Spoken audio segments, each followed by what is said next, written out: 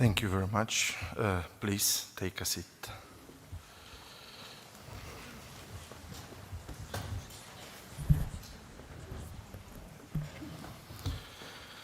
Ladies and gentlemen, here we come together for the graduation ceremony for the 2020-2026 class. On this occasion, I would like to welcome our many distinguished guests whose presence on today's ceremony is a testament of the friendship and strong ties with our faculty. So, word of warm welcome goes to Vice Rector for Internationalization, Professor Marta Mendel.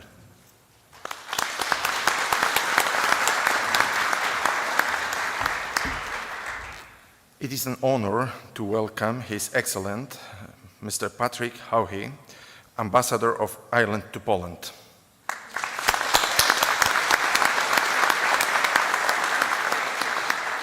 Mr. Ambassador, you're always a welcome and eagerly awaited guest of our celebrations. Please accept our sincere wishes on the occasion of the recently celebrated St. Patrick's Day and all Irish community in Warsaw. I would like to welcome Director of the Institute of Veterinary Medicine, Professor Marcin Bańbura.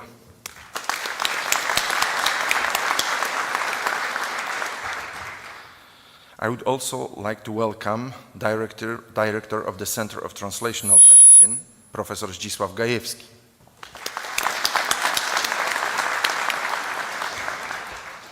Vice Director of the Institute of Veterinary Medicine, Professor Magdalena Chłopecka-Słomińska. Members of Scientific Council of the Institute of Veterinary Medicine, as well as members of the Program Council of the Faculty of Veterinary Medicine.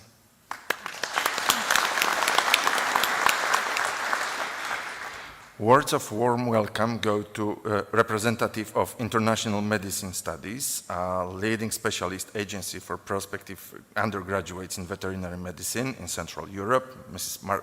Margita Hubkova.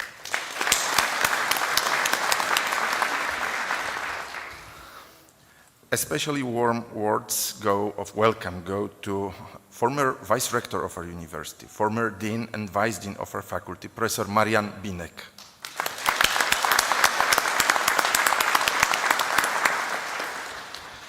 Especially warm words go to Dean of the Faculty of Agriculture and Ecology, Professor Irena Suwara.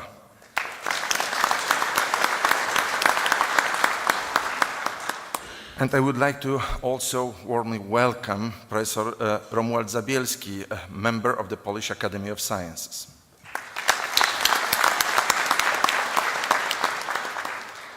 And also, my warm words of welcome go to today's lecturer, Professor Agnieszka Jackowska-Tracz.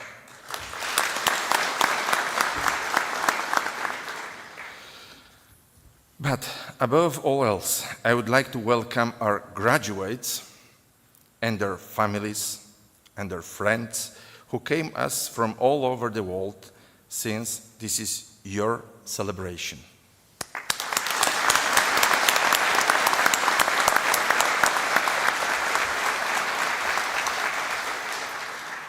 Now, allow me to share a few words.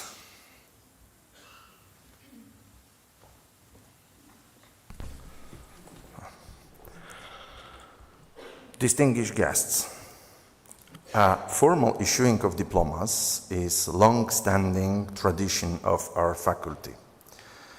I'm therefore delighted to see our graduates, their families, and their friends, and also invited guests here. Dear graduates, preparations for the ceremony are a source of memories, reflection, and the opportunity to take stock. For this year graduates, today marks the culmination of a challenging course of study, bringing one chapter of their lives to a close while symbolically opening up a new path. For us, in turn, it is a source of memories, of memories that form part of our life experience. The older we get, the more willing we are to share them with our younger colleagues, in the hope that they will serve as a kind of guide to help them make life choices, while also providing a source of inspiration for those just starting out in their careers. I would like to say to this year graduates that this is not a farewell, for we do not wish to lose touch with you, as evidenced by our presence at today's ceremony. We regard today's ceremony as a celebration for us all, during which our more experienced colleagues accompany the younger ones as they embark on their professional lives, symbolically passing the baton to them in this unique, really race of generations. Speaking of professional life, I must share a few thoughts with you. Today, we are sending out into the world young people who have spent the last 5.5 years with us, and their future professional achievements, the decisions they make, and their moral and ethical standards will, in part, also reflect on us. Over the past 5.5 years, we have strived to equip you with the knowledge and practical skills that form the foundation of your future career. I believe that these foundations will be built upon with further layers of knowledge gained during workshops and training courses, and will be complemented by the experience you acquire in the years to come. I hope that you will find fulfillment in your chosen profession, one that is engaging, exciting, and gives you a sense of satisfaction from a job well done. This is how I envisage your near future, as a continuous success. As I mentioned earlier, the preparations for the ceremony are a time of reflection for us. I say us because I mean not only myself, but the entire team involved in teaching. For we often reminisce together about moments from your times as students that have stayed with us. Among them are moments of glory and our pride in your achievements. Our memories also include plenty of funny moments. I took the opportunity to look back on my memories of your time in the anatomy department. And I was genuinely moved as I read through the answers you gave during your exams.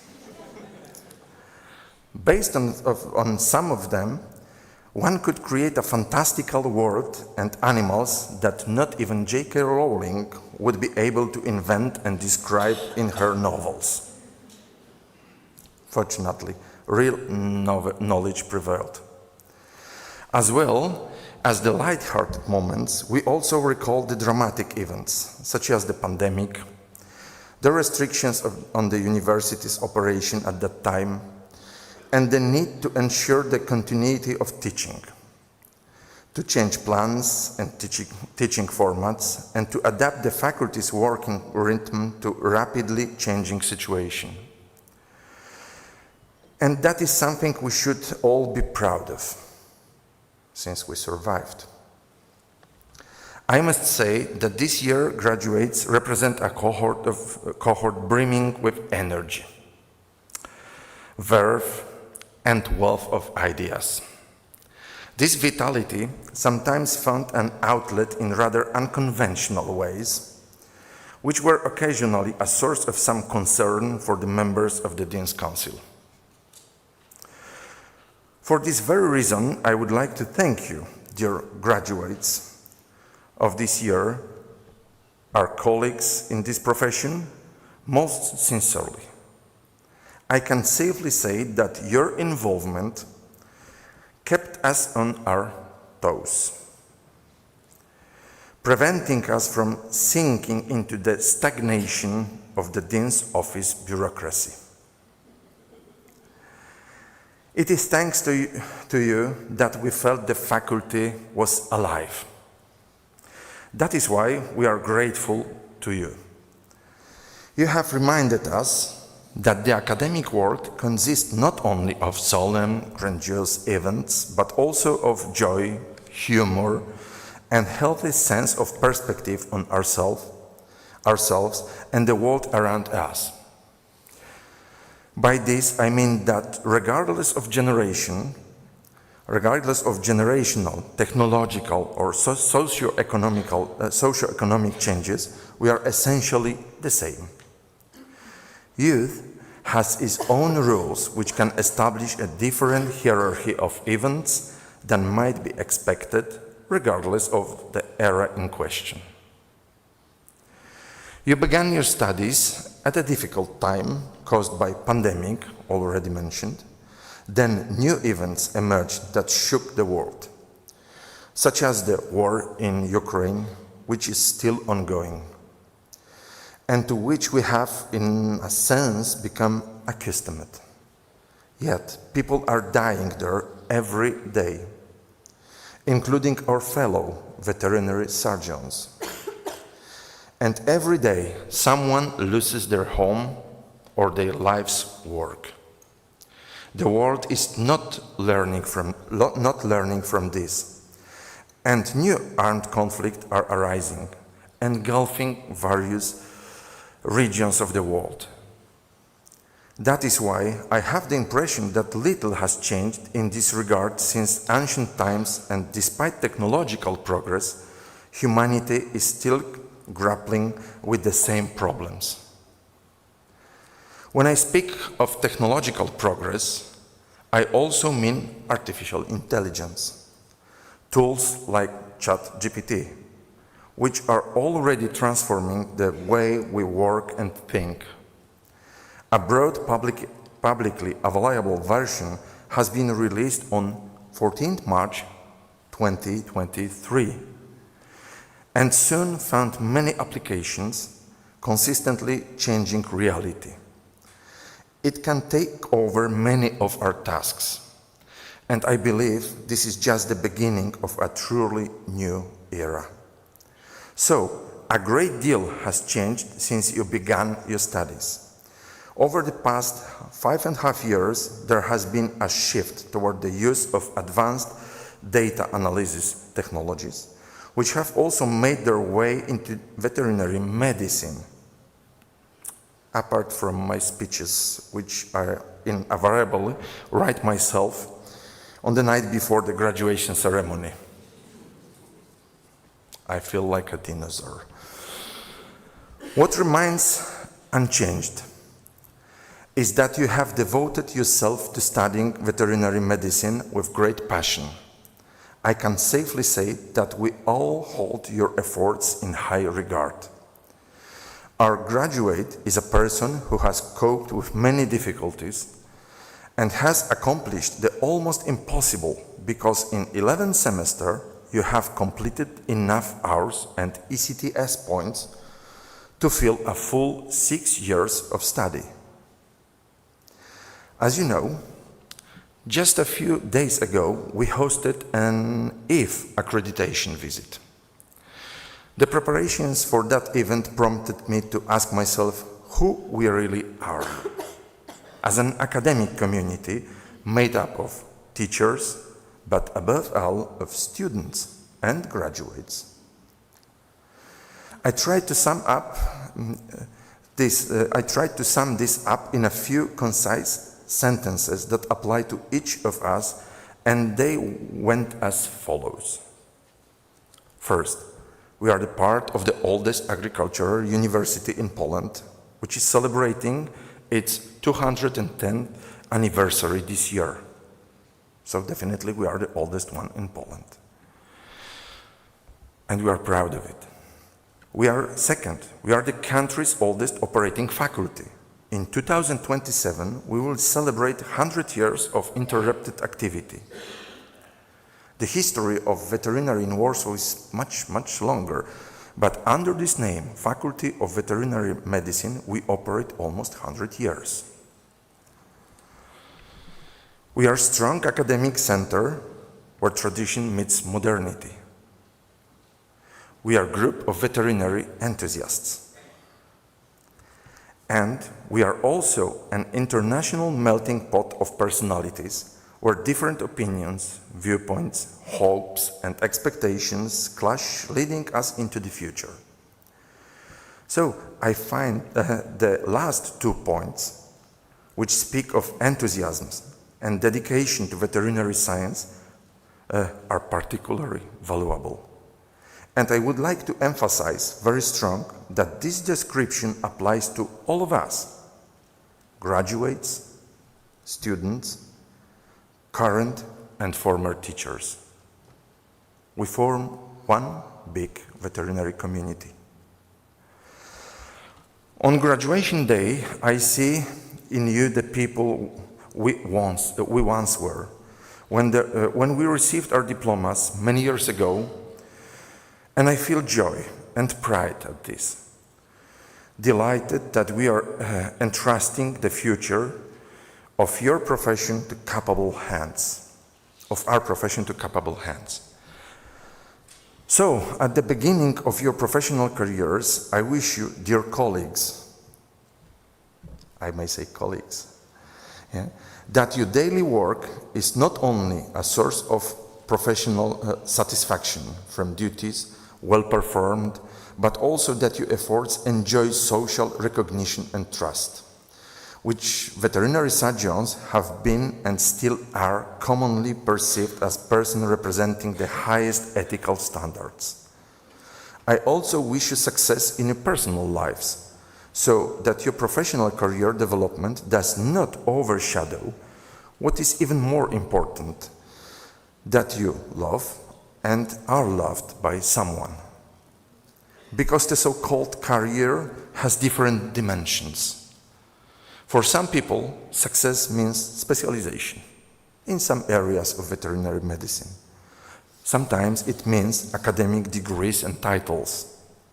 For some, it equals financial status. For others, it means living for someone else, and to love someone. And that, in my opinion, is the most important part of life.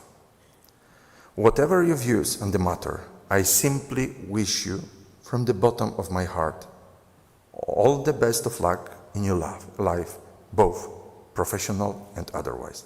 Thank you very much.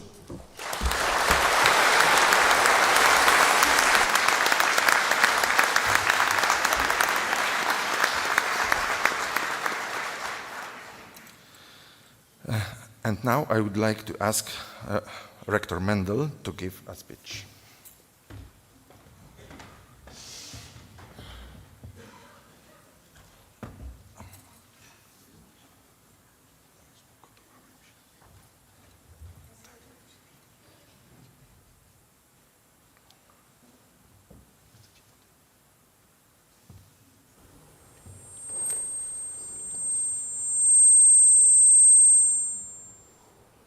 Mr. Dean and Mr. Director, Your Excellency, esteemed members of the faculty, honored guests, ladies and gentlemen, and of course you, my dear graduates.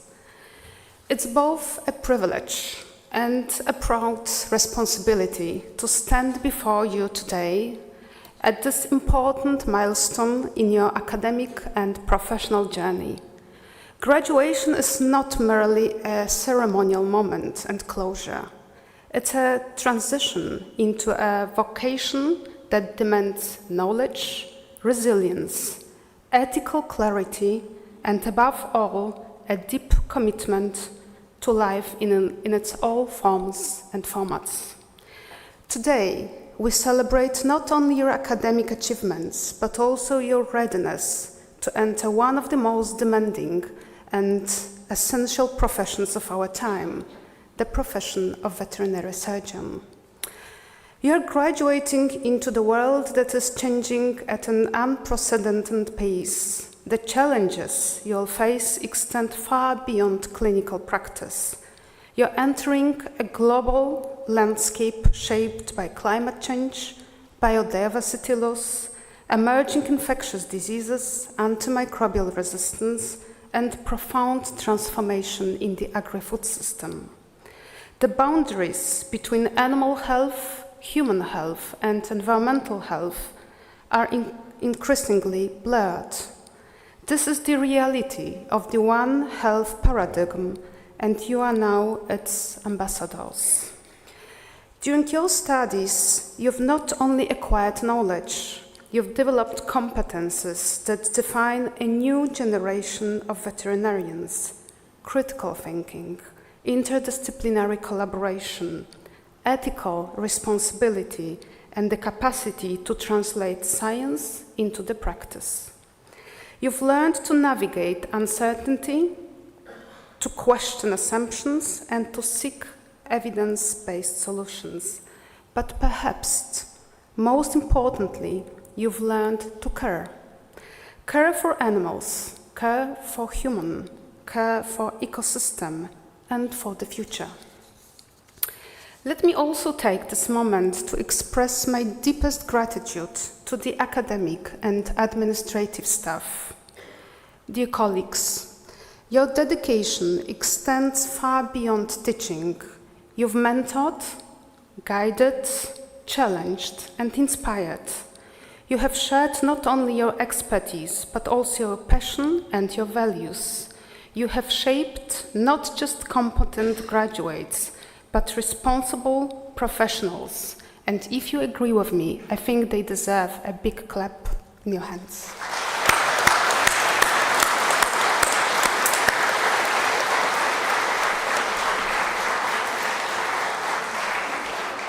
Dear families and loved ones of our graduates, your support has been an invisible yet essential part of this success. This achievement, their graduation, belongs also to you. Dear graduates, I hope the time you spent in Warsaw was also, in addition to acquire knowledge, also full of joy, adventures, friendships, and surprises, as well as unforgettable moments that will come back to you as flashbacks many times in the future. As you step into your professional lives, I encourage you to think of yourself not only as participants in the veterinary profession, but as change makers within it. Don't be satisfied and maintaining the status quo. Question it, improve it, transform it, and embrace innovation. At the same time, remain grounded in the core values of your profession: integrity, compassion, and responsibility. Wherever your path leads, clinical practice, research, public services, industry, or academia, carry with you the spirit of this institution, a commitment to excellence, to sustainability, and to the advancement of knowledge in service of society.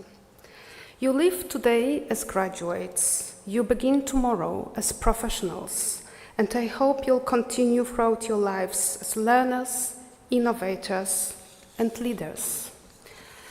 On behalf of the Rector of the Warsaw University of Life Sciences, I congratulate you on your achievements and wish you courage, wisdom, and fulfillment in the journey ahead.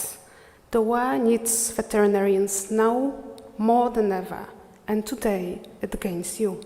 Thank you very much and congratulations.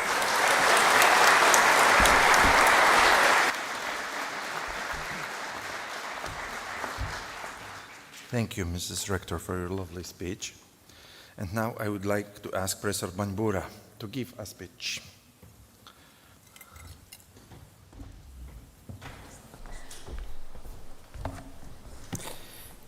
Mrs. Rector, Mr. Dean, High Council, Your Excellency, ladies and gentlemen, dear graduates, today you have reached next important milestone of your lives, graduation day. It is important not only for you, our students, but also for us, your teachers, and for the entire academic community. We all have been waiting for this moment very long time. I know that you can't wait to grab your new diplomas and run to see your first patients, but I hope you didn't make an appointment for today, because where is the graduation ceremony? There must be a speech. Don't worry, I'm going to make it as short as possible. Graduation is such an important milestone for graduates and their families, and I congratulate you all on your achievement. The completion of your degree is a great personal accomplishment and is also a milestone shared by parents, siblings, and friends who contributed to your success. Staff are also proud of your achievement and wish you well in your chosen career as you leave Warsaw University of Life Sciences as our valued ambassadors. Well, I can say we did it. You did it. You accomplished one of the major early milestones of your lives, university degree. This is a major step in the journey of your lives, one that should be recognized for its immense significance. It is an act not only of personal commitment, but also one of pride. We all worked hard to get to this day. Well, I have to admit that sometimes we teachers worked even harder. And our work did not go to waste. A university diploma is a powerful tool in this world, one that opens many doors of opportunity for anyone who is lucky enough to have one. But graduation is not an end goal in itself. It is instead of part of the larger journey of life. Wherever your future takes you, let it take you somewhere. Life is a journey, and all accomplishments we achieve during its course should be taken as a starting point for further achievements. Your graduation should serve as such a launching point for your professional career. Life is a journey. We don't stop growing once we get our diplomas, and our profession gives each of you new opportunities to continue growing and to learn new skills that you will carry with you for the rest of your lives. This graduation has already shown us how capable you are of accomplishing your goals when you commit yourselves to them. I hope all of us here today can take this personal accomplishment as an example of how anything is truly possible when we put our minds to it. Dear graduates, just do it. Take each new problem on with confidence, knowing that you have achieved great heights and are well equipped with the necessary tools to tackle your future. The road that lies ahead won't be easy. There will be obstacles and missed exits, potholes, and roadblocks. There will be times when each of you will feel like he or she cannot possibly go on. There will be times when each of you will think he or she is alone, backed against the wall. But you are not alone. You are all in this journey together. You have made it this too far. Why should you back out now? Nothing worthwhile is easy, and that includes making the most out of your futures. But just do it. Keep pushing, because we know you can achieve your dreams and because you are worth it. This is what you have to do. You have to find out what makes you get up in the morning and want to run to work. You have to find out for yourself where the motivation comes from for those long hours and work that somehow is fun. There are many career opportunities you can choose in this profession. Primary care of animals is where many of you probably will start, and change is where many of you are headed. Learning new skills will be necessary, and hard work to keep up with the profession, and you will carry on your shoulders great responsibilities. As Gerhard Schurig, former dean of the Virginia Maryland College of Veterinary Medicine, said, "Matters of life and death will be in your hands. Matters of public health will be in your hands. Every day you will make a decision that will change the lives of both people and animals. From this day forward, make each decision with your better interests in mind. Believe in yourselves so that you may reach your goals and fulfill your dreams. Be the best that you can be so that you may fill your lives and the lives of those closest to you with happiness and with pride. You have already taken the first step by making it to this ceremony today.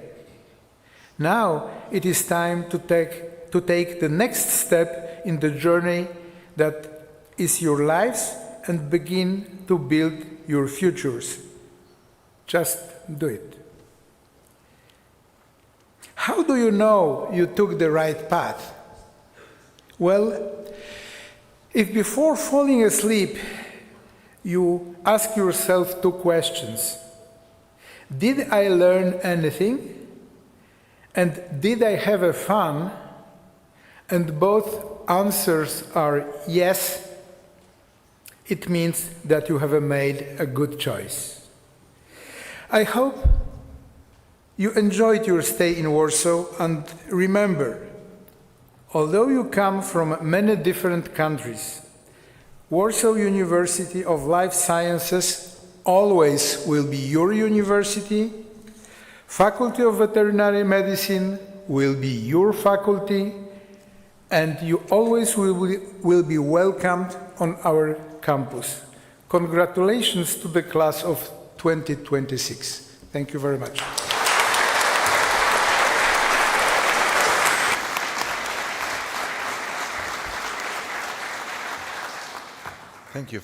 Thank you, Professor, for your kind words.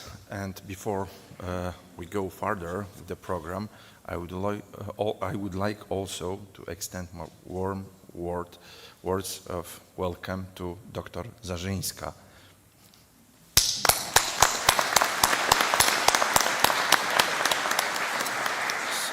Sorry, my mistake.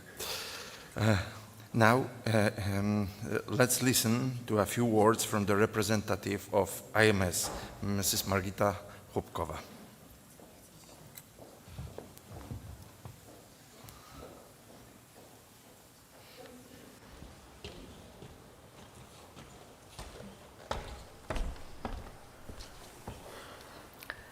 Dear Dean, dear Vice Dean, dear professors, dear guests, and most of all, dear graduates, today is your day.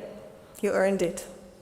You earned it hard by dedication, persistence, strong will, and I am sure by many sacrifices too. And most of all, really, really hard work. You are called all kinds of names.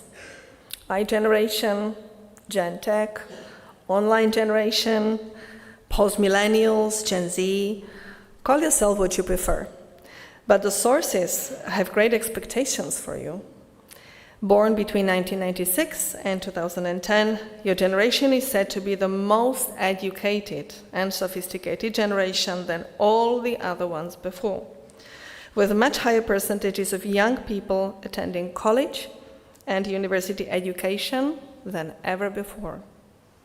Researchers are excited about your ability to function in both the real and the virtual world, which may not be the same for the next generation. You can easily switch between these two worlds as you perceive them as complementary to one another. You multitask so well. You quickly share information with others, which I am sure gave headaches to your professors sometimes. Communication processing among you is continuous as you use a wide variety of communication devices or social media. We only wish we could catch up with you. Despite your young age, many of you are already professionally active, making you more independent and mature. 72% of the responders of the research I read were asked to choose as many characteristics as they identify with. As the result, the most important characteristic of that sample was feedback from someone who delegates tasks to them. Your generation got used to not only giving feedback, for example, liking different things on social media, but your generation is also expecting the feedback and perceive the communication process as bidirectional, which was probably not always met with excitement it deserved. What the research emphasized is that this feedback seems to be of great value to your generation. And so here I dare to give you a bit of feedback on my part. I am grateful to have been able meeting such young and fine people 5 years ago, and thankful for being able standing here today, talking to you upon you graduating a very demanding program under extraordinary world circumstances through the whole time of your studies that seemed to change and escalate each single year, adding to the challenges of being away from home and your loved ones. You showed an extreme strong will and resilience, and we are all very, very proud of you. Thank you.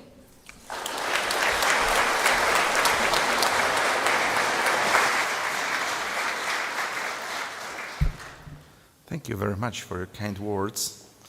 And now it's time for the graduation lecture on the life after graduation, which will be given by Professor Jackowska-Tracz.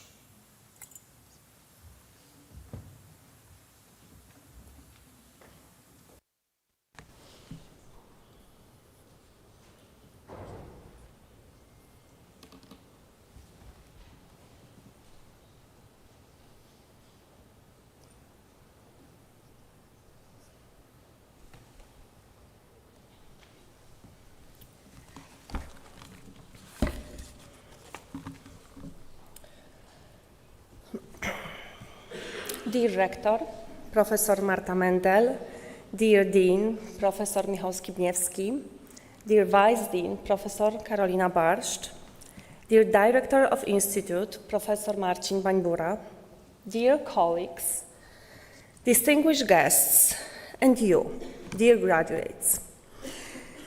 For such an occasion, it would be natural to speak about HACCP in a more academic way. But I did not want to speak today only about HACCP as a system for managing hazards in the production of safe food. I want to let it open to a broader reflection on the responsibilities of professional life. So I'm taking a concept well known to all of us in veterinary public health and food safety and allow it to mean something slightly broader today. Not less serious, not less professional, but perhaps a little more reflective. I think I can safely assume that very few of you came to veterinary medicine because you were drawn first of all to regulation, audits, and food safety systems. Probably you came because at the very beginning there was something simpler and deeper, an affection for animals, and closeness to nature, a wish to care, and perhaps a wish not to harm. The first impulse matters. Professional maturity does not require you to leave it behind. It requires you to deepen it, to make it more disciplined and more capable of acting well in a complicated world.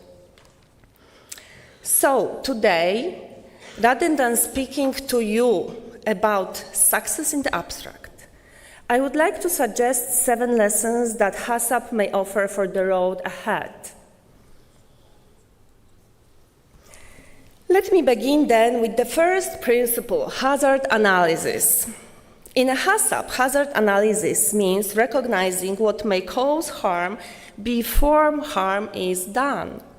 Not after failure, not after loss, but early enough to think clearly and act responsibly. In food safety, this may mean identifying a physical hazard. For example, products are checked by X-ray system to make sure that no bone fragments or pieces of production equipment remain in the final product. Nowadays, we eat a lot of canned foods which remain safe throughout a long shelf life, but only if the can is properly sealed. That is why the hazard, microbiological in this context, is controlled through a specific control measure by checking the parameters of the double SIM. And this is one of the most important lessons of HACCP. Every real hazard must have its own control measure. A hazard should never be left alone. I told you so many times, there should be no orphaned hazards in a processing plant. You remember, I see you smiling. The same is true of life after graduation. It is not enough to say that something is risky. You must also ask, what is its control measure? The control measures are not emergency responses, but everyday forms of prevention, rest, supportive relationships, healthy boundaries, and meaningful connection with other people. If the hazard is hazardness of judgment, the control measure may be attention and the self-discipline of trying to understand before you condemn. So, the first lesson is simple. Learn to notice early what may damage your judgment, your integrity, and your ability to do no harm. And when you identify the hazard, do not leave it without care. Find its control measure. The second principle of HACCP is to determine the critical control points. In food safety, this means something very practical. Once you know the hazard, you must decide where control matters most. But not every step in food production is equally important, and not every problem can be managed everywhere. Because a critical control point is the moment, place, or step where loss of control could lead to a real harm, and where action can still prevent that harm, illness, or even death.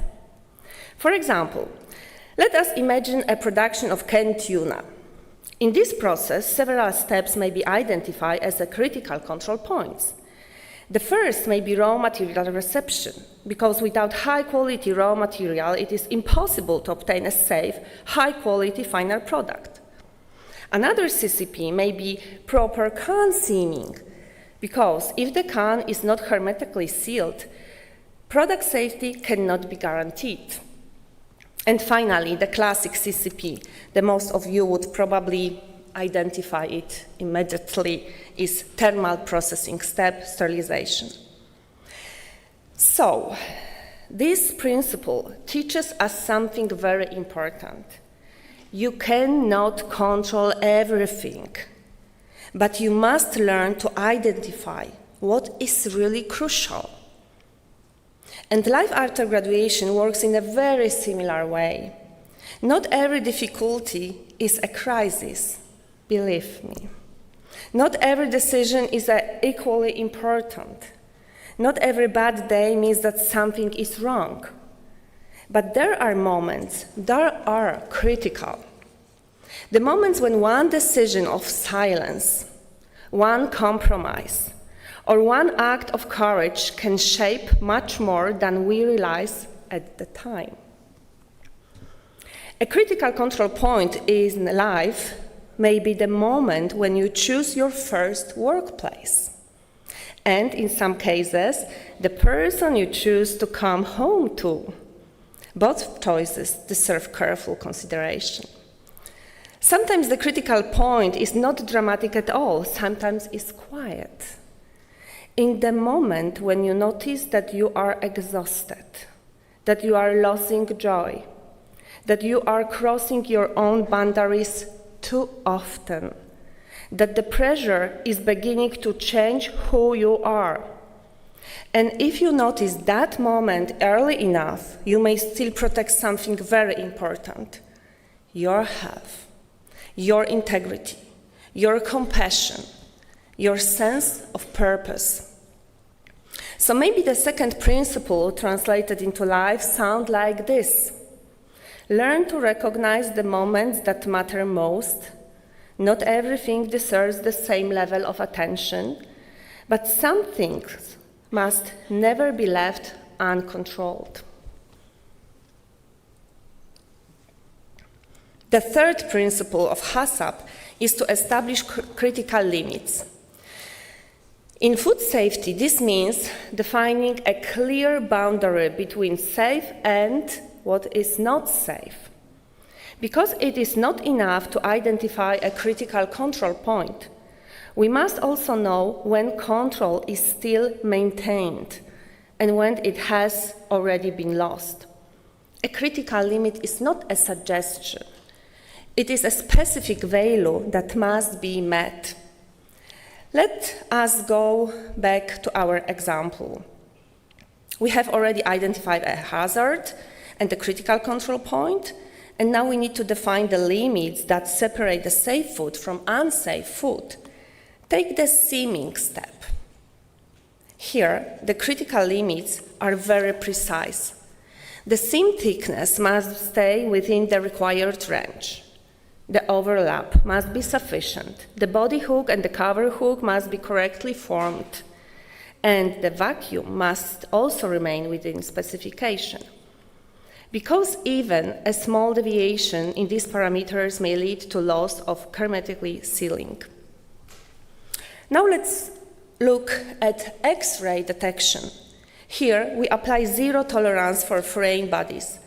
But at the same time, we must understand that every system has its technical limits. For example, the metal fragment of 2 millimeters will mostly likely be detected, but a fragment below 1 millimeter may not be detected. So it is not only about what we want to prevent, but also about what the system is actually able to detect. And life works in a very similar way.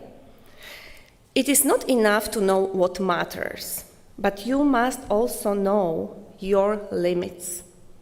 How much pressure we can take, how far we can compromise, how long we can ignore warning signs. Because systems fail not when pressure appears, but when limits are crossed. So maybe the third principle translated into our life sounds like that. Know the line that must not be crossed, and respect it before it is too late. The fourth principle of HACCP is to establish monitoring procedures. In food safety, this does not mean simply that something is being checked. It means something much more specific. Who is responsible? What is measured? When it is checked, where it is done, and how it is performed. Because without this level of clarity, monitoring does not really exist. Take an example. In seaming, we define who measures the seam, how often, which methods. But there is another level of monitoring that that is much more difficult. It is not about numbers. It is about asking a deeper question. Am I still well? Not only physically, but also mentally, professionally, and ethically. Because in real life, the most important deviation do not always show up in measurable parameters. They appear in how we feel, how we react, how we treat others, and how we see our work. And this kind of monitoring requires something more than a checklist. It requires honesty and attention. And now, what happens when something goes wrong? Principle 5 is about corrective action. In other words, it answers a very practical question. What do we do when something no longer goes according to a plan? In our example, we are looking at the cooling step. The idea is simple. We monitor the cold room temperature. And if the temperature goes out of range, we do not guess, we check the product temperature. If the product is still under control, we restore proper condition. If not, we act immediately. So this is the core idea of corrective action. It is not about detecting that something went wrong. It is about having a clear, predefined response. And for me, this principle also carries a very important lesson for life. Because whenever something goes wrong, it is very easy to move from the question, what needs to be fixed, into the question, who is to blame? And those are not the same questions. In a good food safety system, but also in a good life, we should first try to understand the problem and then decide how to correct it. This is something I feel very strongly about. When I work with food businesses or when I teach you, I always try to promote an approach based on the idea that we should deal with the problem, not attack the person. That will define you, what will define you, is not the fact that you make mistake. What will define you is how you respond, how you recover, and what you learn from it. And here I want to bring the words of course, as always, my favorite writer, Olga Tokarczuk. In the books of Jacob, she reflects on how dangerous it is when people need to feel better than someone else. And I think that is one of the greatest hazards in a professional life as well. Because the moment we start feeling superior, we stop being humble.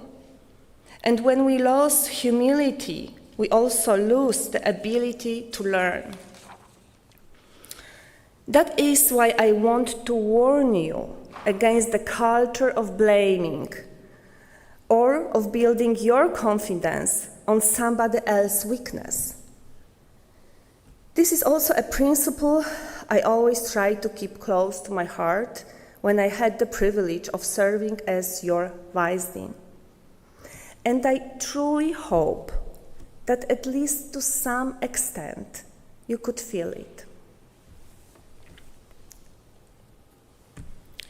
The last two principles of HACCP is to establish verification and documentation procedures.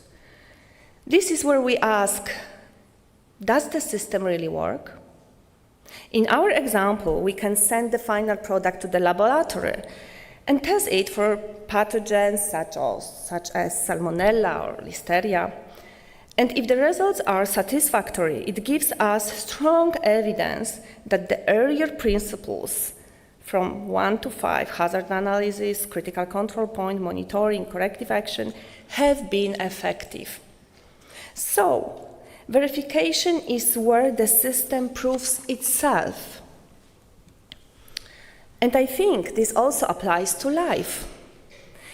It is not enough to have good intention or even a good plan. From time to time, we need to ask, is this really working? If there is trust, response, and safety around you, this is also a form of verification. And if something is not working, it is not a reason for shame. It is a reason to see clearly, learn honestly, and improve. So, as I bring this lecture to a closure, I would like to leave you with this: know the hazard, build the system, but never forget, no one builds a safe and meaningful life alone. And while I say this, I want to thank all my colleagues with whom I had the pleasure of working during my years as your Vice Dean. But my very special thanks go to 3 people who give me extraordinary support. First, Professor Krzysztof Anusz, head of the Department of Food Hygiene and Public Health Protection, and Dr. Michał Tracz, my companion on the food safety path, and privately, my dear husband. You know them both very well. I would like to thank them both for their guidelines, for their consistent support, and for sharing a deeply humanistic way of thinking, especially about people and about what truly drives them. And to you, dear students, you may also wish to thank them, because I have the feeling they kept a close eye on me to make me sure that I was not too hard on you. The third person I would like to thank is Rector Professor Marta Mendel. Throughout these 4 years I spent with you, she never left a single question unanswered. Her support was always wise, thoughtful, and steady. It was the kind of support that did not remove responsibility, but helped carry it with greater clarity and courage. Finally, dear students, believe me or not, I remember every conversation we had, every meeting we shared.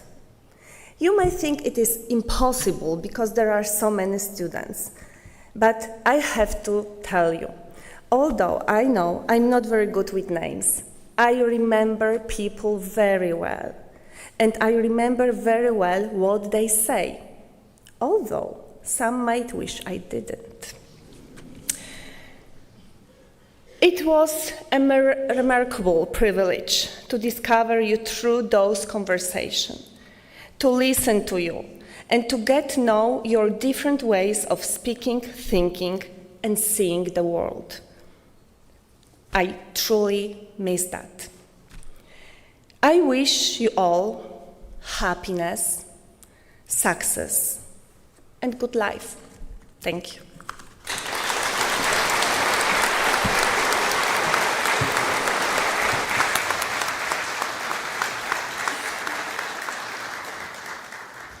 Thank you, Professor, for fascinating lecture.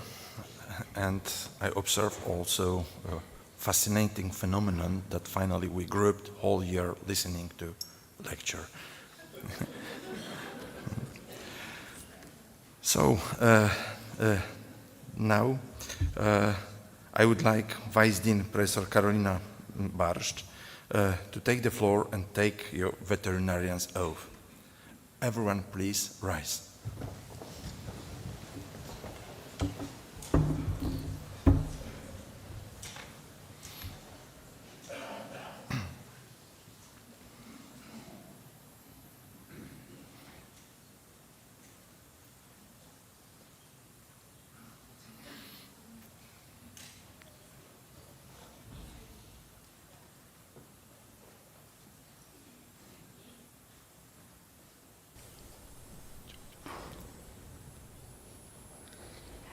Please repeat the words of oath after me. As a veterinary surgeon following my vocation, I solemnly swear to practice my profession conscientiously and in accordance with the established veterinary knowledge, to maintain the dignity of the profession, to contribute to the advancement of veterinary sciences, and to perform my duties in keeping with legal provisions, and the principles of Code of Ethics of Veterinary Surgeons. Congratulations, you can call each other a vet.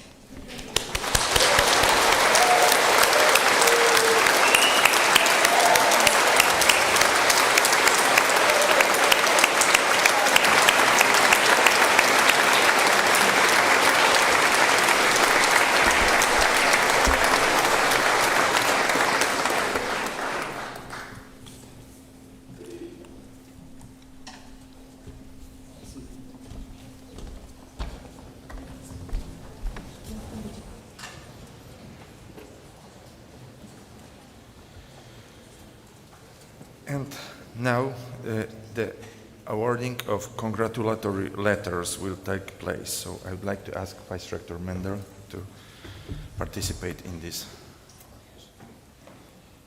We will start with diplomas with distinctions. So the best score achieved Egawa Fumika, but she is absent, so congratulations.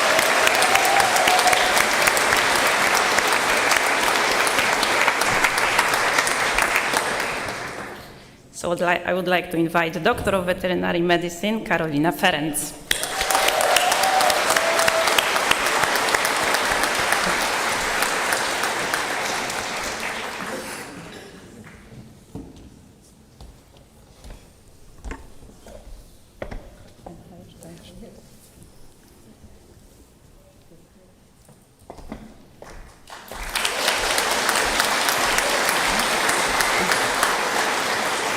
Doctor of Veterinary Medicine, Zara Cassidy.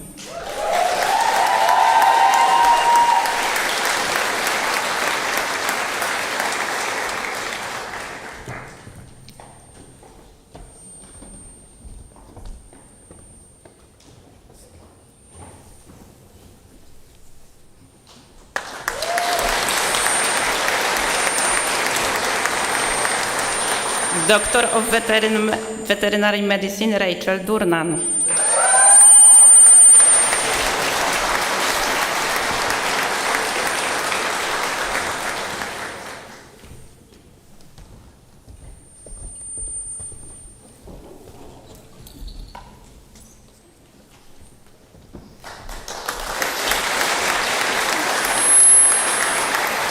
Doctor of Veterinary Medicine, Jenny Kolsta.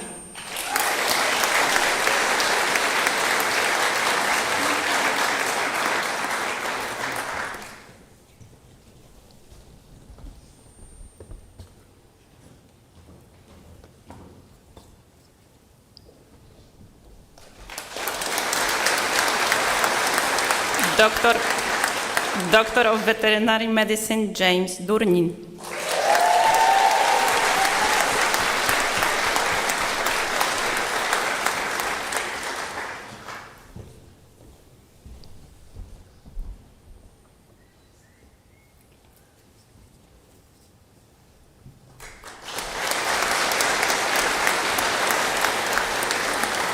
Doctor of Veterinary Medicine, Karolina Kaliszewska.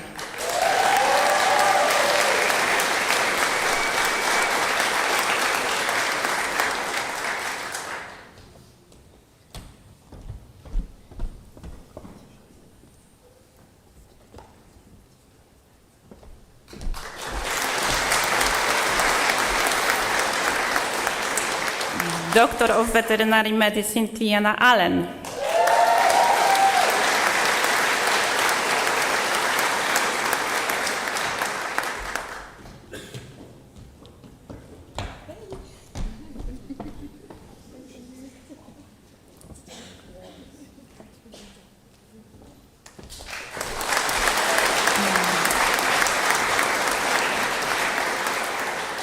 Doctor of Veterinary Medicine Lidia Biegun.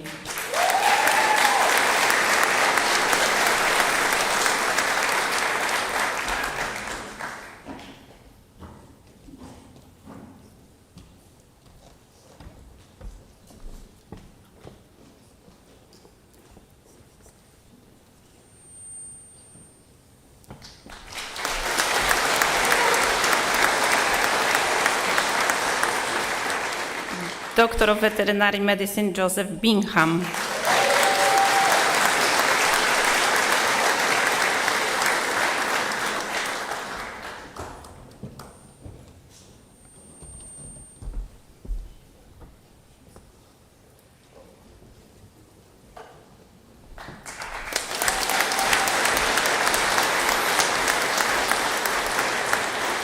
Doctor of Veterinary Medicine Sirisha Boland.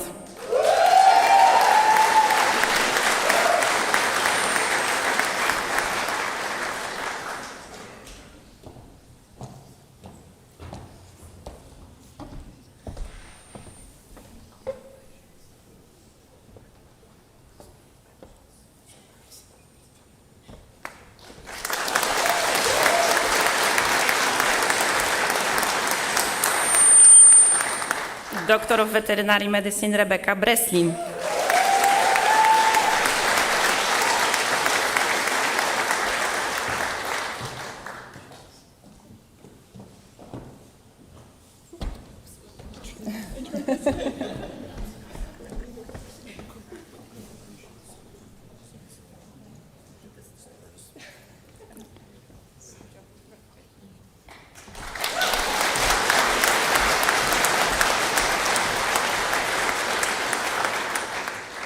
Doctor of Veterinary Medicine Andrew Brownlee.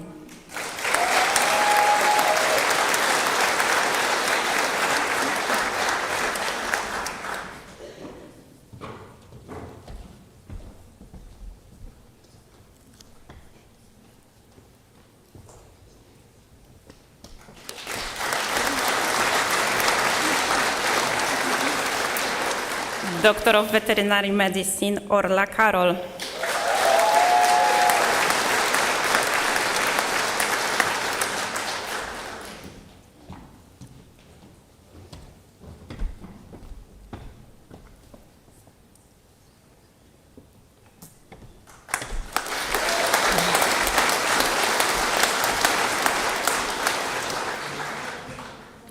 Doctor of Veterinary Medicine Lara Conran.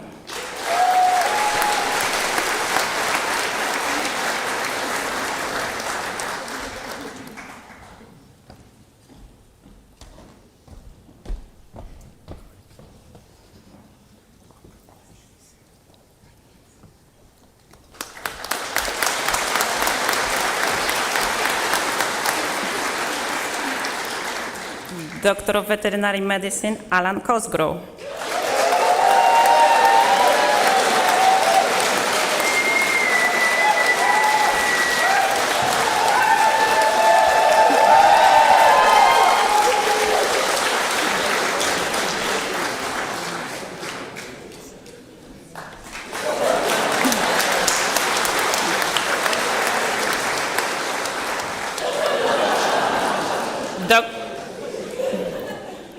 Doctor of Veterinary Medicine Caroline Dolbark.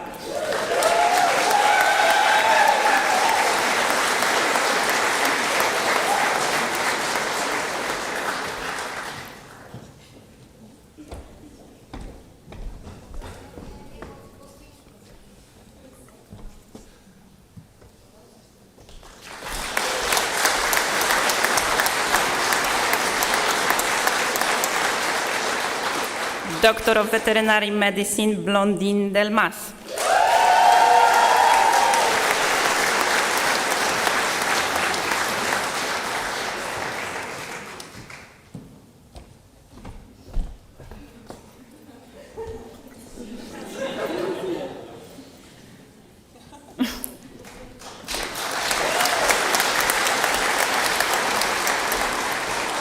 Doctor of Veterinary Medicine Niall Dolan.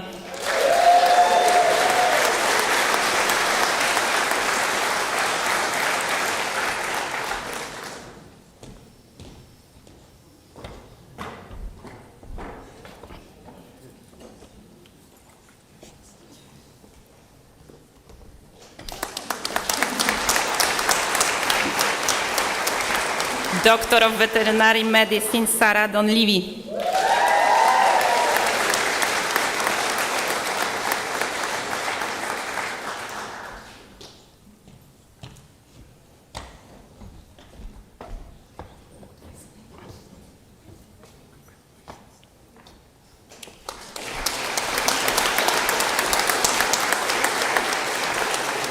Doctor of Veterinary Medicine, Sarah Ennis.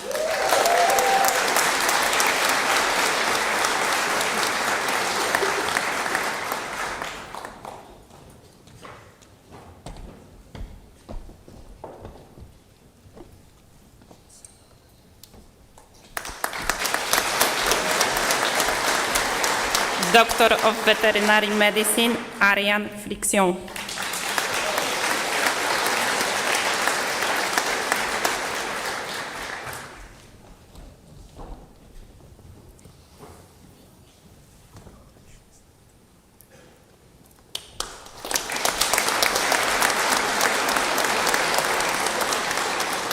Doctor of Veterinary Medicine, Ronan Gallagher.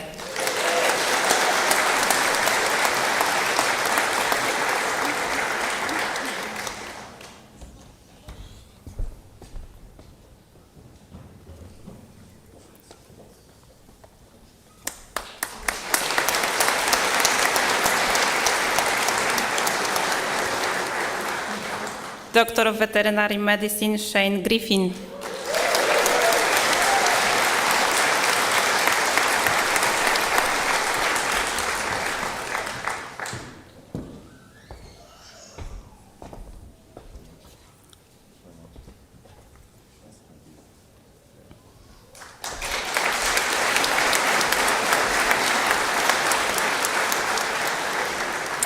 Doctor of Veterinary Medicine, Sine Junge Holland.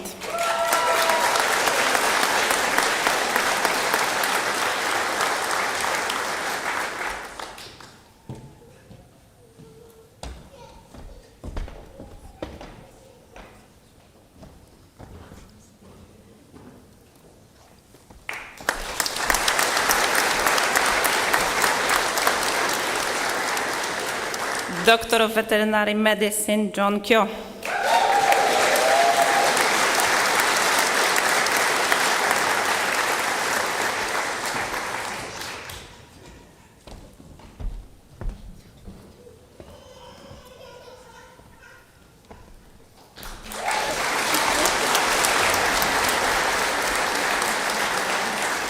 Doctor of Veterinary Medicine, Nessa Kyo.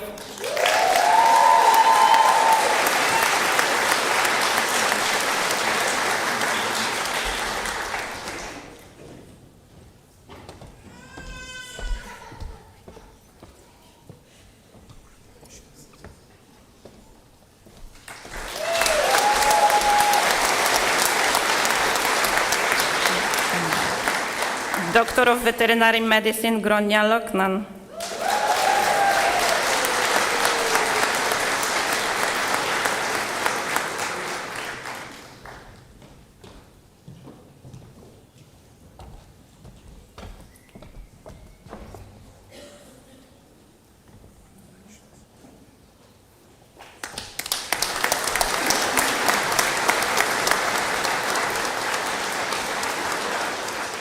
Doctor of Veterinary Medicine, Molly McCarthy.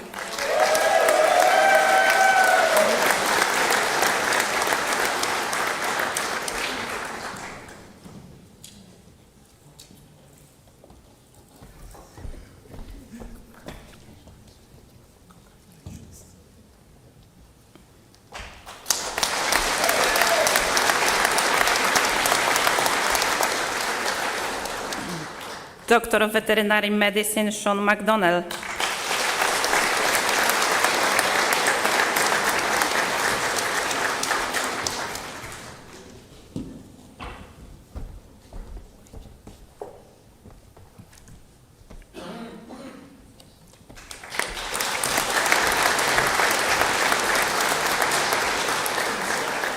Doctor of Veterinary Medicine, Grace McFetrich.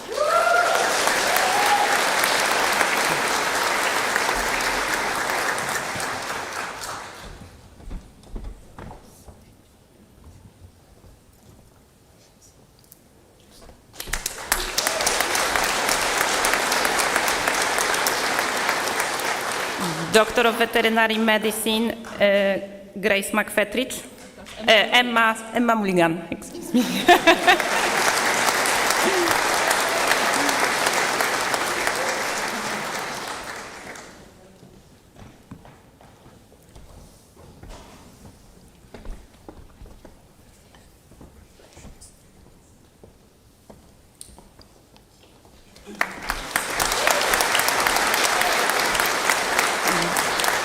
Doctor of Veterinary Medicine, Luca Pieri.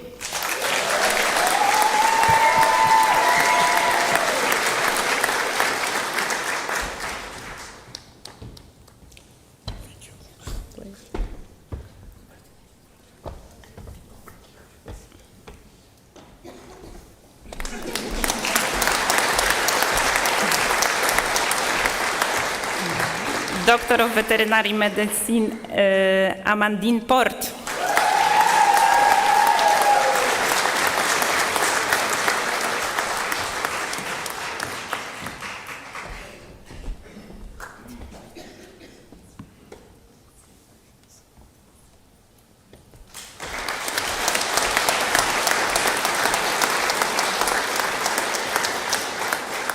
Doctor of Veterinary Medicine, Abigail Reed.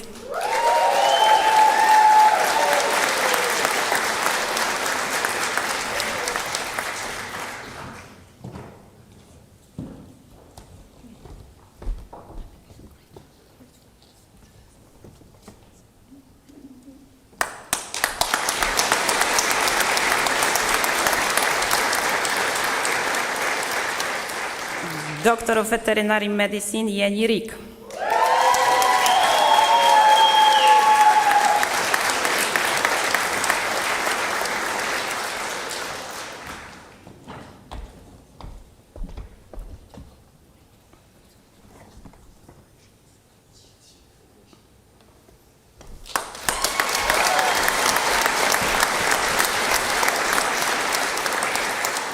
Doctor of Veterinary Medicine, Carolina Schoen.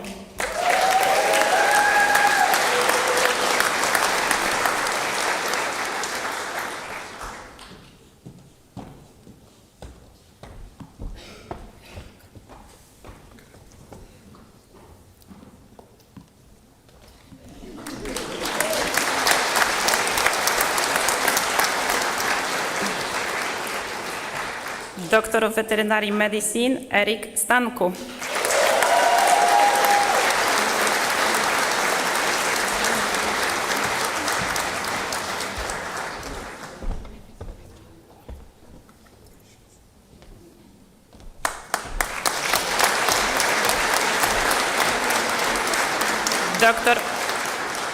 Doctor of Veterinary Medicine, Molly Walsh.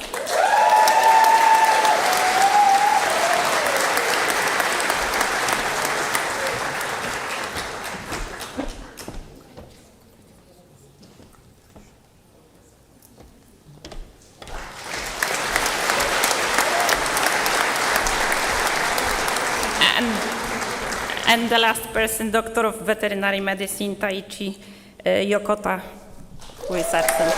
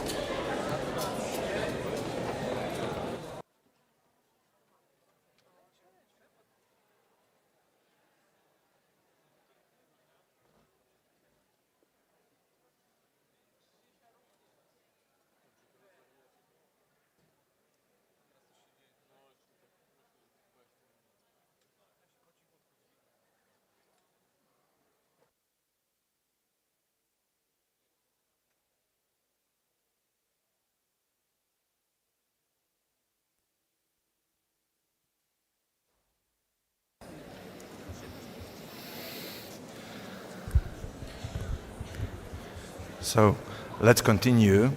And now a speech from the academic teacher chosen by students. Ladies and gentlemen, Dr. Jan Frimus.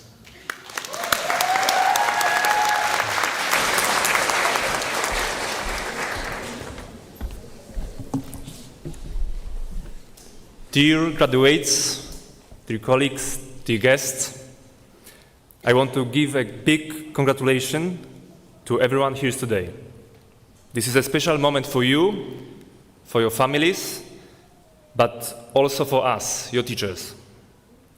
And I have to say, it truly means a lot to me to stand here today, especially because it was you who chose me. Thank you for that.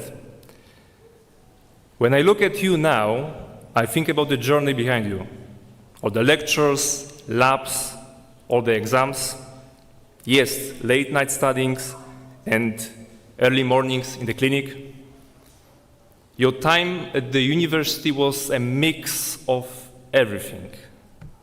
Some of the best moments of your life, best friendships, I hope, and some moments you would probably prefer to forget. Tough moments when you probably ask yourself, why did I choose veterinary medicine? And yet, here you are, stronger, more experienced, and ready for what comes next. Because being a veterinarian is not just a profession. It is responsibility, empathy, and it's constant learning. You will take care of animals, yes, I'm sure. But also you will support people and public safety. #HASAP. Sorry, I have to. You will make decisions that matter, sometimes difficult ones. Today is an important moment and big step forward. But this is not the end, even not close. But this is perhaps just the end of beginning. And your real journey starts now. So let me leave you with a few simple thoughts. Keep learning. Stay kind to your patients, to your teammates, but also to yourself. Be brave. Don't be afraid to act, to fail, and sometimes to make mistakes. Because in medicine, the only ones who never face complication are these ones who never try. So try new things, explore, and don't give up. That's how you grow. That's how you became great. This is how you became a master in your discipline. And remember that the world needs you, your patients need you, but they need the best version of you. Be proud of what already you achieve. It's truly earned it. And finally, I wish you all the best in your careers, in your lives, and in everything what comes next. As a surgeon, I wish you steady hands, clear mind, and smile. Congratulations, doctors.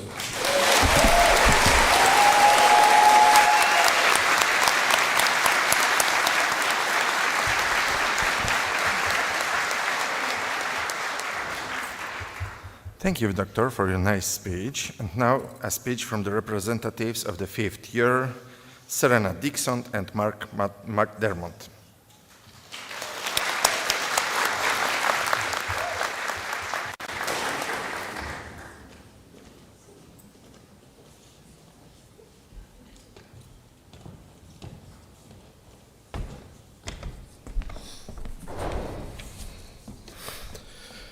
Good afternoon, everyone, and a very warm welcome to you all.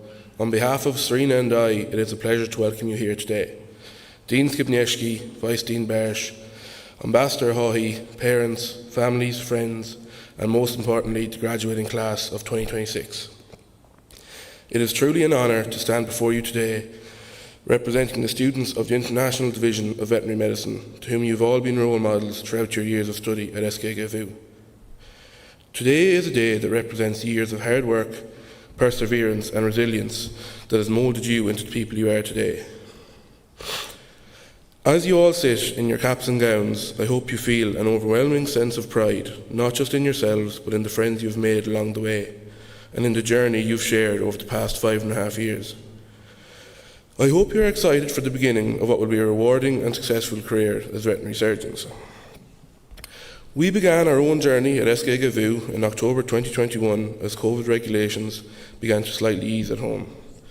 We packed our bags for Warsaw, leaving our families behind, but little did we know the home away from home we were about to become a part of. From the very beginning, you became our source of advice and guidance on how to navigate our new lives. One of the best pieces of advice I received was that the best thing you can do is go out as much as possible, because then when you do fail the exam, you'll have met the people in the years above that will be able to help you out for the repeat.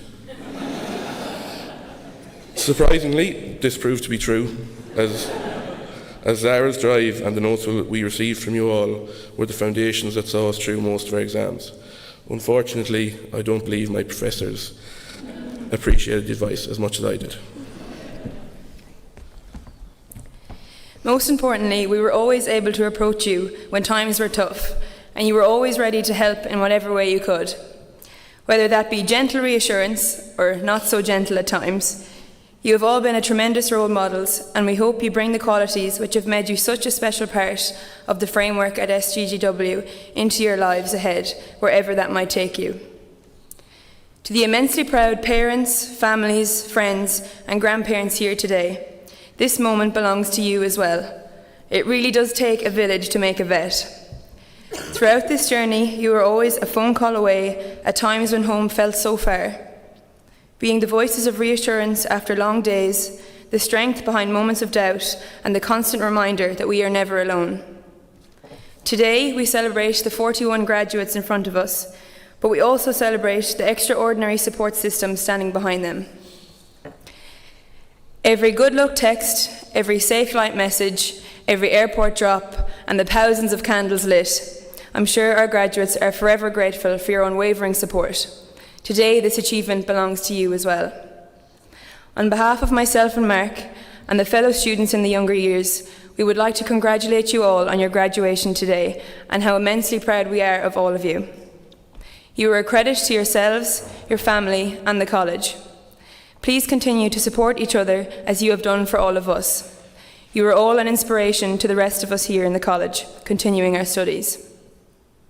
Please remember, as you embark on your new career as veterinary students, as veterinary surgeons, you are capable of overcoming whatever challenges may lie ahead. We wish you every success in life and your future careers, and no doubt our paths will cross again. Thank you, and enjoy this very special day.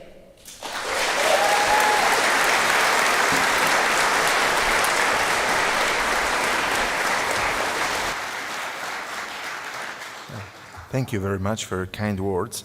And now it's time for the speech of graduates representatives, ladies and gentlemen, doctors of veterinary medicine, Lydia Biegun and Andrew Brumley.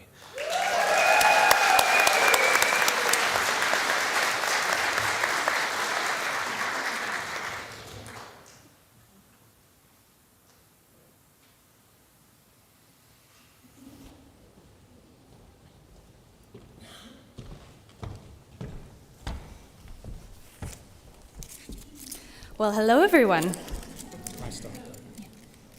Andy, why don't you get us rolling? Good idea. Can you make some room?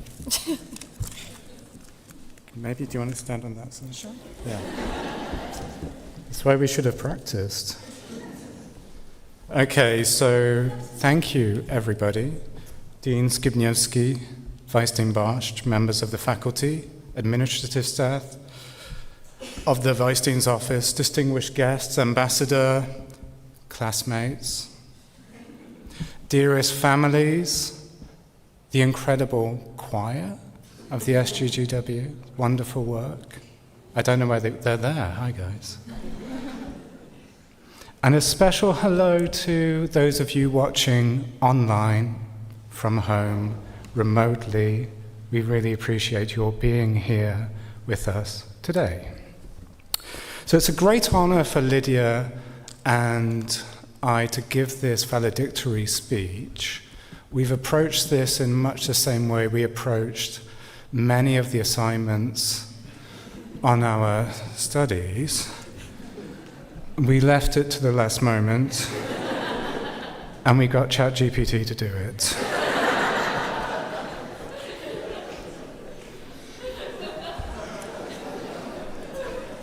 Naturally. It's a good start. Lydia and I are here to reflect and to give thanks to everybody who deserves thanks for our becoming veterinary doctors today, which is to say basically everybody in this room. As a general guide to our talk, I'm going to reflect on the student experience, and then Lydia is going to give a lot of thanks to everybody. And throughout our talk, we've threaded animal imagery. So if you'd like to play a game with us, either here or at home, you can count the animals as we say them, and then I guess we're going to say the answer at the end. We didn't think this through, did we? Play the game for the sake of the game, why not? Okay, so all of that was preamble, that was an introduction to my speech. This is the actual speech coming up now. As nearly everybody has said at this podium, this is a day of transition. It is also the first day of spring, and I think the transition from winter to spring is an apt metaphor for our transition from veterinary students to veterinary professionals. One of the things that they teach you basically on day one of avian medicine is that you shouldn't count your chickens before they hatch.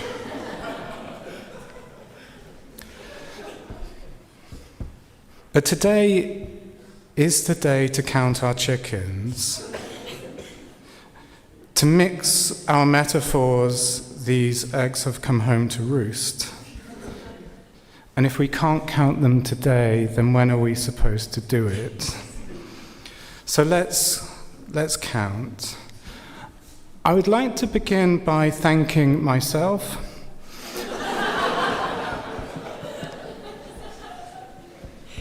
And so should you.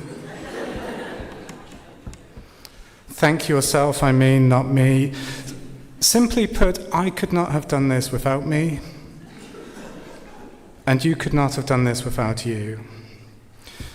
The very first time we were together was the 2nd of October 2020. This was our orientation day. We were approximately 70 students. I didn't count then, so I don't know. And today we are just over half of that. There were some difficulties. So thank yourself, and praise your resilience for getting yourself through this. A question that was very often asked of me during my studies by my fellow students was, how did you get up that tree, Andy? And I got up it by climbing it branch by branch, just the same way you did. Back then, on the 2nd of October, the orientation day 2020, we were much younger and we knew very little about veterinary medicine. Now we are 5.5 years older. Two young fish are swimming through the...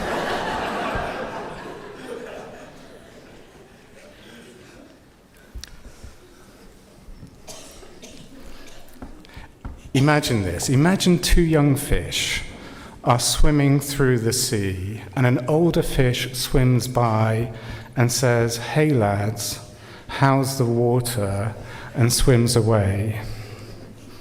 And one of the young fish turns to the other and says, "What's water?" The philosopher Søren Kierkegaard said that life can only be understood backwards, yet we must live it forwards. perhaps a relationship between the fish, story, anecdote, joke, don't know what it was, but you know, that thing about the fish.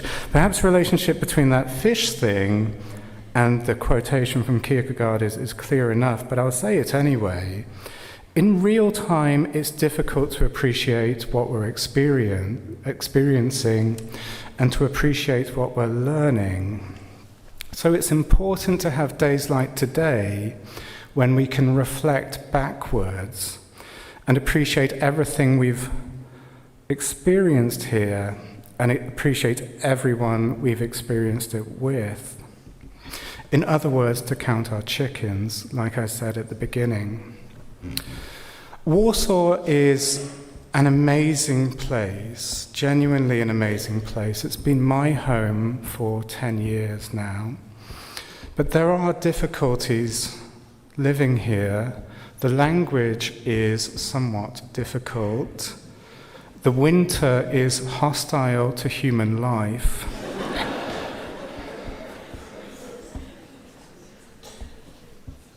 And we've come from so many places to study here.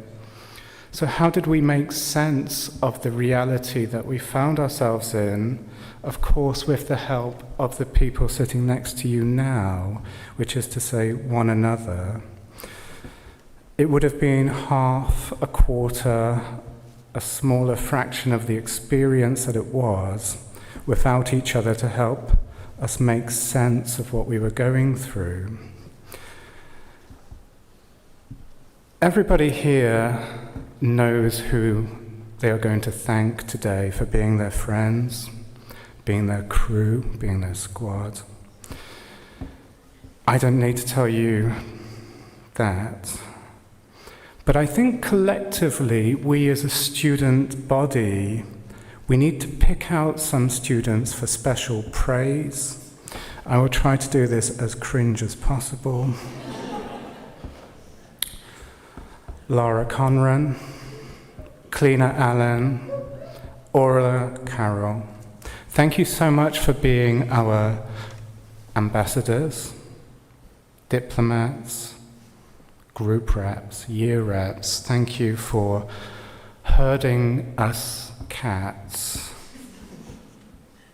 for going into battle for us, and for organizing us, including what we're experiencing today.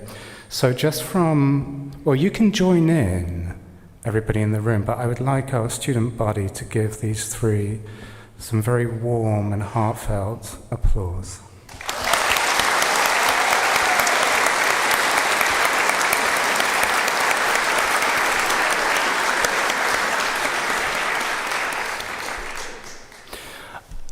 I don't want to exclude those names who were year reps in previous years as well, and we shouldn't forget those, because even though those years are sometime in the deep past now, they did amazing jobs too. So I was, and there's some incredible names in the year and group rep list that I'm looking at. Blondine Damas, Sarah Dunleavy, Andrew Brownlee. Thank you so much for your services.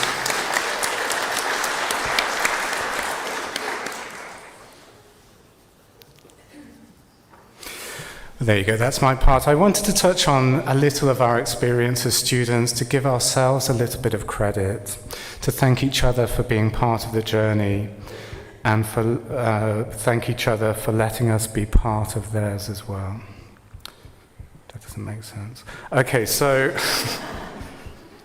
it makes sense on paper. All right, okay, so we still have a lot of people to thank, however, and Lydia's going to pick up this thread with you now. If you have been playing the animal game at home on YouTube,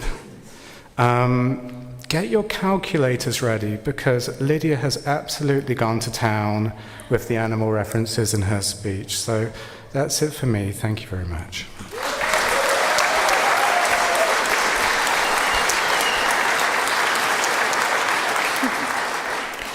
Thank you, Andy. I don't think any of us will forget that. Here we are, guys, and it's really an honor to participate in this valedictory speech. In a graduating class primarily consisting of Irish students, I think it's clear Andy and I were the obvious choice to do this. But standing here in front of you, I've got to admit, I'm starting to feel a little bit sheepish. They say patience is a virtue. So who could be more virtuous than those with the most patience? As we all know, it's probably doctors who have the most patience. So I'd like to start by thanking a special group of doctors, the teaching faculty of SGGW. Teaching veterinary medicine, it's difficult. A difficulty compounded by teaching in a second language. And among you, we had many kinds of mentors, as varied as the species that we're about to tend to. One day, not very far from now, that will be a role that we share, mentoring veterinary students. So as we ruminate over the kinds of mentors that we wish to be, the examples that you have set for us should always remain instructive. So thank you for your time, your patience, and for all of the lessons that you taught us along the way, even the ones you didn't mean to.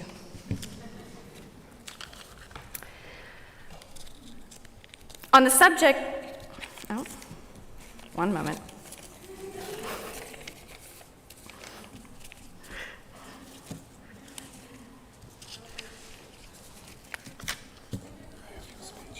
Yeah, let's do that.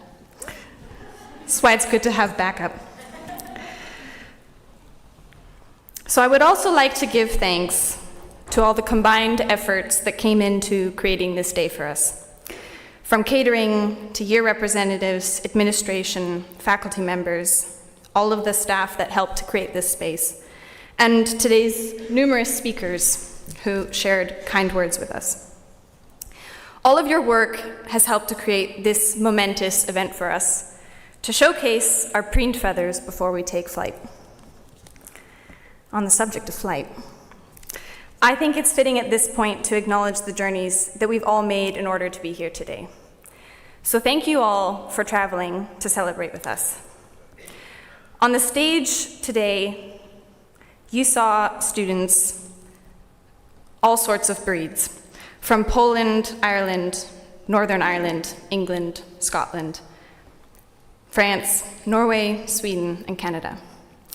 But the list wouldn't be complete without recognizing those who aren't able to physically be along our sides today. So Fumika and Tai Chi, I would like to extend these ill-pronounced but very sincere words and wishes for you both in Japan. Omedetou gozaimasu. Up to this point, I've yet to mention, though, the people who are probably the most deserving of our gratitude today. Specifically, our families, our loved ones, who have supported us through and through on the journey getting to this day. Whether it's the monetary contributions or the encouragement and trust that you placed in us. Without you, how many of us might never have gotten back up on the horse?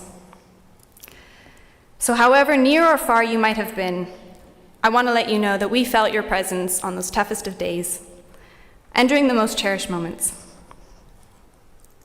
And today, too, we feel the presence of those loved ones who we lost along the way. So to all the family members, significant others, and dear friends, thank you, because your support has been indispensable. Graduating class of 2026, it was a long winter, but today's the first day of spring.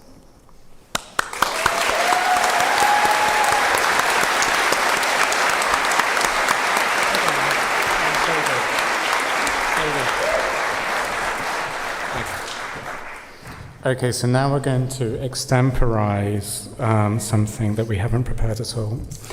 I'm not quite sure how it's going to work, but we'd really like to acknowledge some of these people on stage and to award them with some kind of token of our appreciation for their speeches today and for their presence in our academic lives. So and this is a question for you guys down there, do we know what we're doing? Laura, you're giving me... Okay, this is going Andy's great. trying to say is you're up, so hurry on.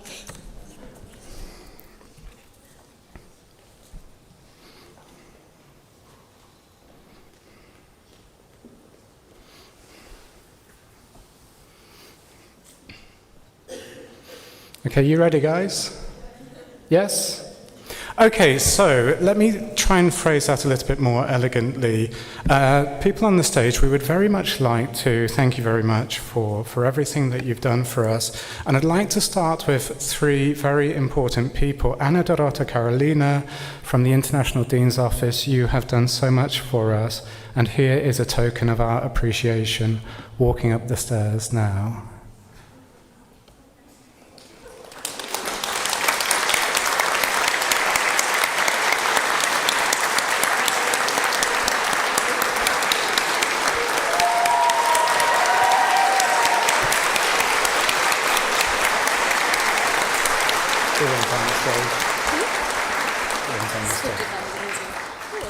That's all right, I didn't know they were going to sing. Thank you very much indeed, Anna Dorota Carolina. The next person we would like to thank is somebody who gave a really interesting, extended metaphor of an idea for us to consider today in the form of how HACCP might be used in our daily lives. It's a very, very intriguing suggestion and a very interesting speech. Thank you very much indeed, Professor Agnieszka Jackowska-Tracz.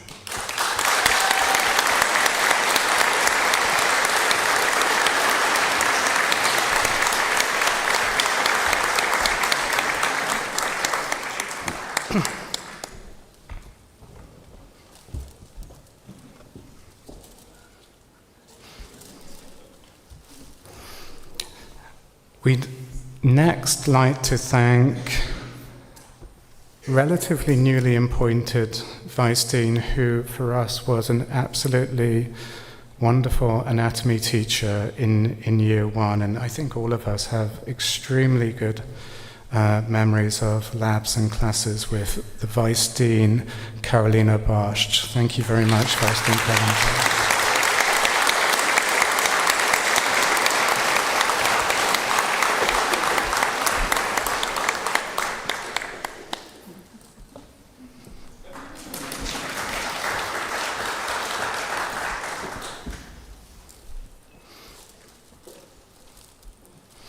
And we also had a really lovely speech today, briefer than I thought it would be, but that's probably a good thing, isn't it?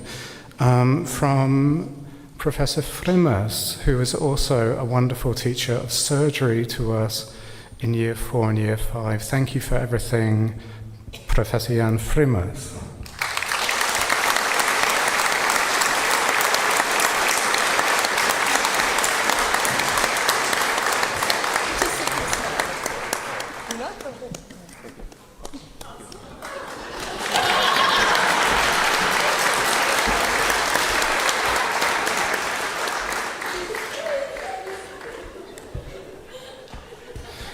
And certainly, last but not least, and to somebody who represents the institution which put us here in the first place, the institution to which we first applied to study in Warsaw and has taken our money every year since,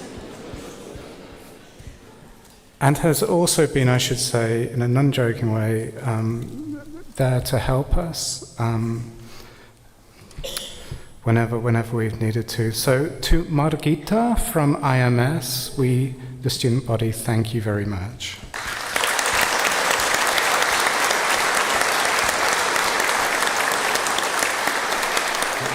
You can leave the stage now. Lovely. So thank you so much. Thank you from Lydia and me for listening to us and for laughing at our jokes. And I think we can finally leave the stage now, can't we? So thank you very much.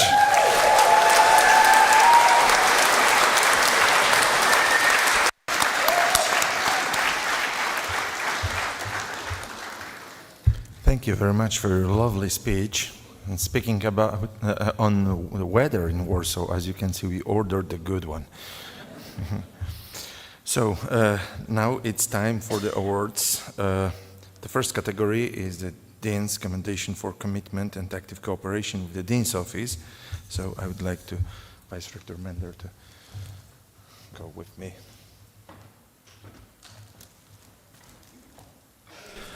So with sincere appreciation to Lara Conran for her dedication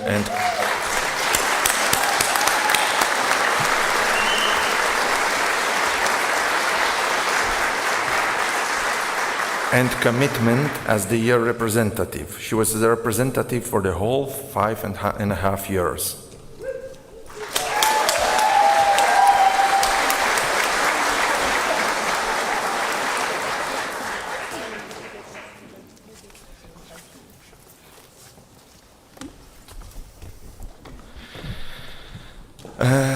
Next person, with sincere appreciation to Clina Allen for her dedication and commitment.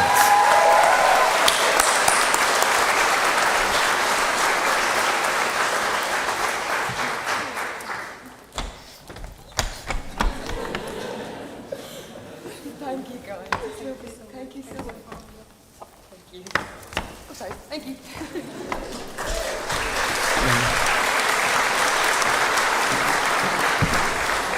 Next award goes to Orla Carroll, also for her dedication and commitment.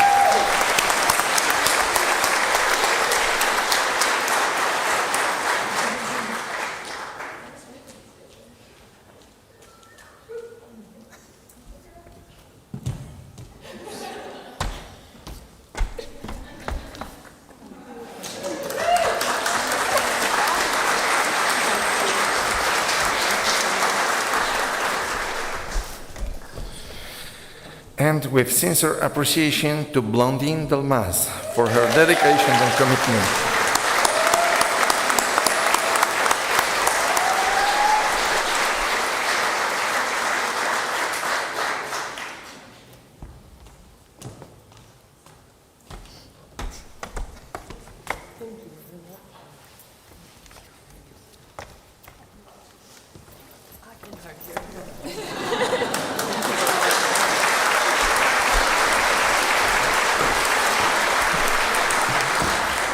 And special award goes to Nessa Keog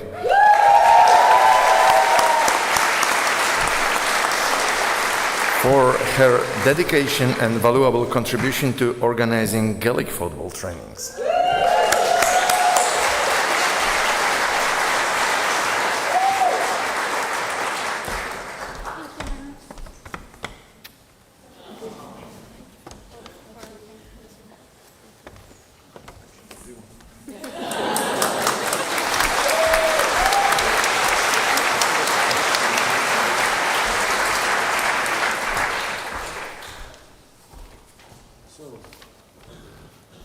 It's time for awards for summer practice. Therefore, I will ask Professor Maciej Klockiewicz to conduct, together with Vice Rector Mendel, to conduct awarding ceremony.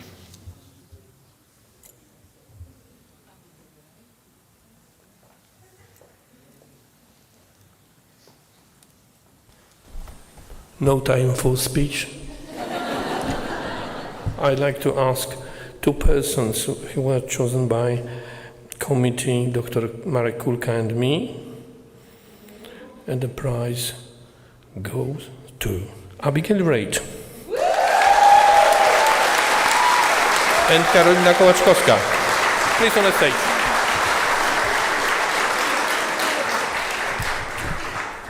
Come in. And on the behalf of Polish Veterinary Chamber, I wish you all the best in your future work.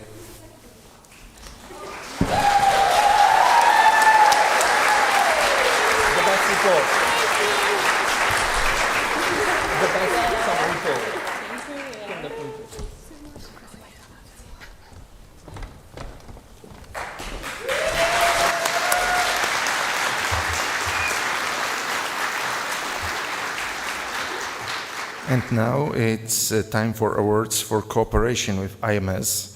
Therefore, I will ask Mrs. Margita Hubkova to conduct awarding ceremony.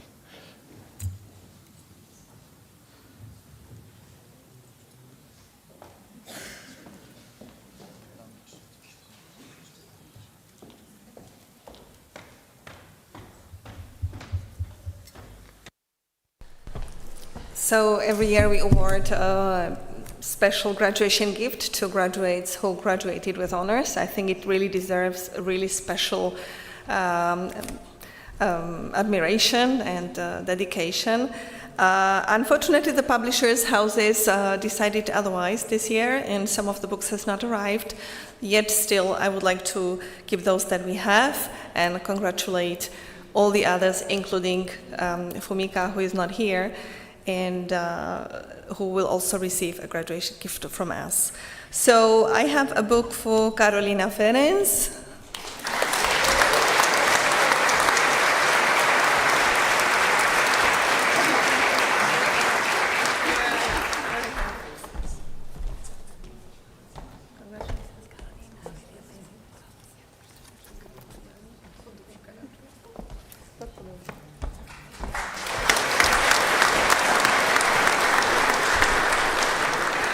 And I have a book for Karolina Kaliszewska.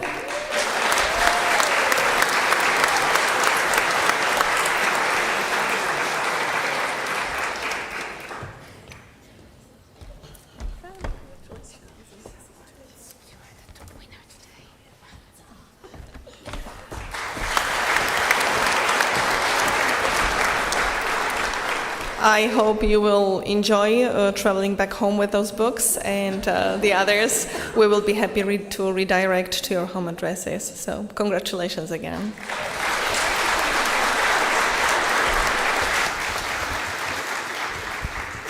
Thank you very much. So I hereby declare the ceremony closed, and at the same time expressing my sincere thanks to the choir of our university under the direction of Dr. Paweł Hojna.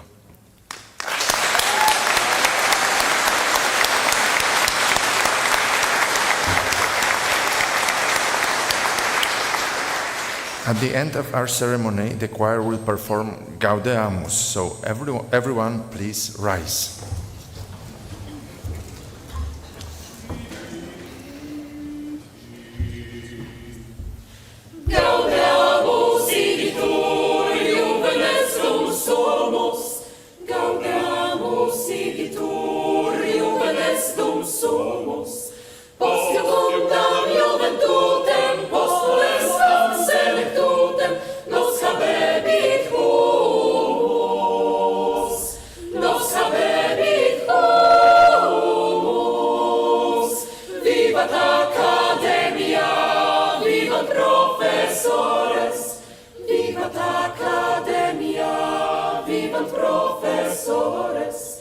Vivat membrum folibet, vivat membrum felibet, semper sinti flore, semper sinti